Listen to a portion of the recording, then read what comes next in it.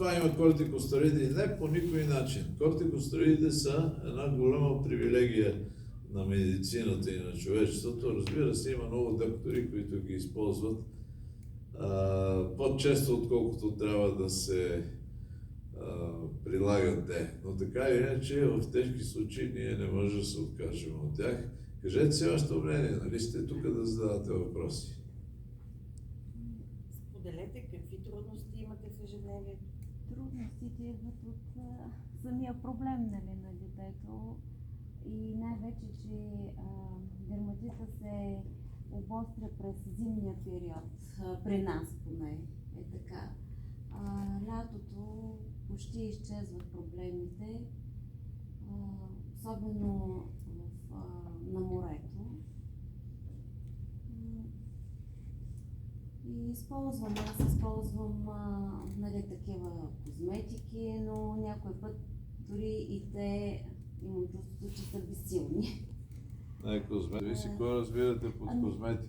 Да. Трябва да има увлажняващи средства без парфюми, нали? Да, има много добри кремове вече. Ето тук представителката на фирмата Авен, например. Те предлагат много добри кремове за увлажняване на кожата. И за намаляване на сърбежа. И за намаляване на сърбежа. И на биодерма и на адерма ползвах до сега. Които са за атипичния дерматит, но понякога и те не ни помагат. Дори и с кортикостероид имам изписан, нали, от лекар. Трудно е, наистина е трудно. Много е трудно, верно, че е много трудно. Постоянно, ежедневно се борим с проблема. Това е заболяване на цялото семейство. Това е заболяване на цялото семейство. Обаче, понякога аз наричам малкото дете с атопичен дерматит дете палач. Това, разбира се, е преувеличено, то се касае за родителите. Не може в едно семейство въпроса, дневният ред на семейството включва яло ли е, спало ли е, чесало си какво е, и родителите забравят своите социални и даже сексуални необходимости и цял ден се занимават само с детето. Детето трябва да се наблюдава в една хармонична семейна среда. Трудно е сега в 21 век, знаете, навсекъде е трудно със семейството, но не трябва вниманието на семейството да е непрекъснато концентрирано само върху детето. Родителите трябва да живеят и собствения си живот. По този начин и детето е по-спокойно. Какво ще кажете, професор? Абсолютно съм съгласна, професор Цанков. Още повече, че така в детето възниква едно съзнание, че то е много болно. Когато се върти всичко около него и му се обръща прекомерно внимание, расте наистина с притеснение, че е супер болно и оттам нататък възпитанието заминава на кино. Не можете по никакъв начин да го убедите да прави каквото и да е било, защото то ще почне да си измисля, боли ме, сърби ме, дори и да не го сърби и ще си прави каквото си иска, което не е в негова полза, в крайна сметка. Това трябва да се съобразява. Намалили сме, нали? Проблема е сутрин и вечер, когато омазняваме кожата. Проблема е основно вечерта, когато започне сърбежа и когато цялото семейство става под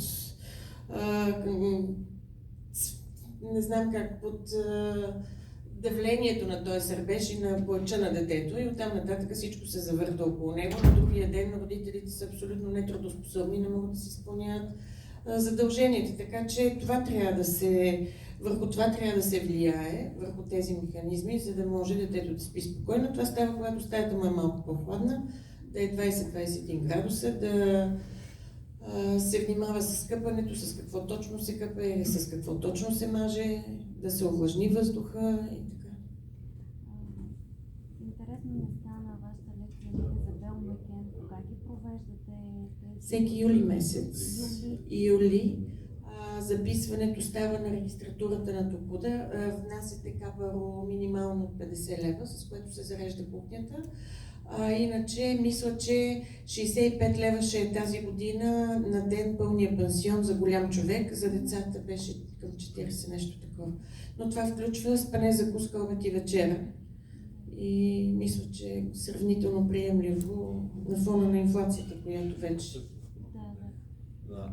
Колко е престоя? по минимум 2 седмици са необходими, за да може да стартират процесите на синтез на кортизол от надбъбрека. Поне на времето, по 1 месец са ходили професорите с пациентите. Сега няма такова време. Да. На времето аз съм бил 30 години, съм водил пациенти на СРГО, 2018 метра над морска височина. Тогава беше 25 дена, абсолютно покрито от държавата. И даже на болните, като вече свърши смяната, им се даваха по 5 дена отпуск за към ежедневния живот. Сега се плаща, обаче условията в Белмекен са много добри. За планина.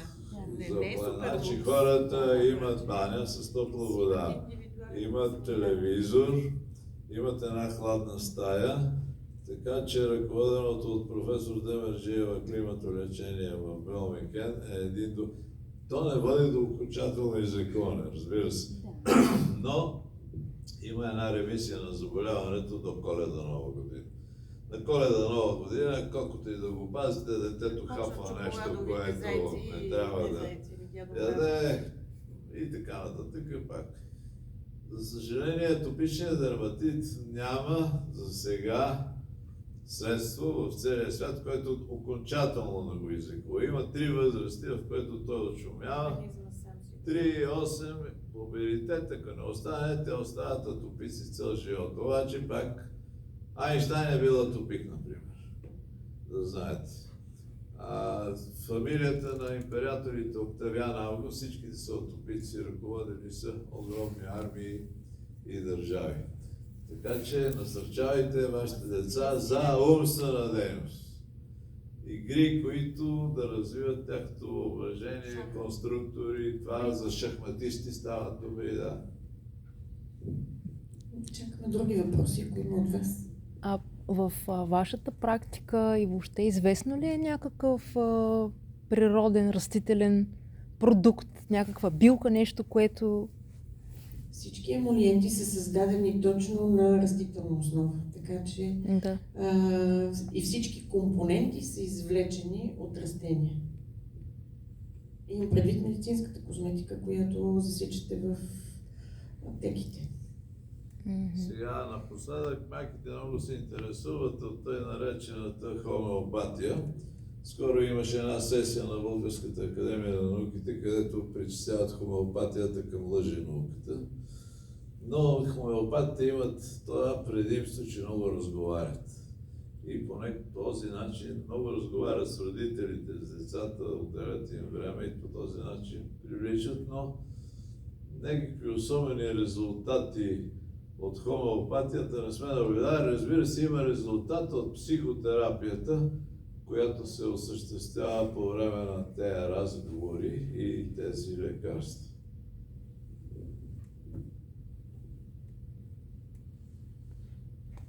Ами ако нямате повече въпроси, да ви благодариме. И ние благодарим. Много съм изненадан, че в град като Пловдив дойдоха 3 души. Ние като отидем на друго место, има поне по 100 души. Вероятно Хубаво и те се или времето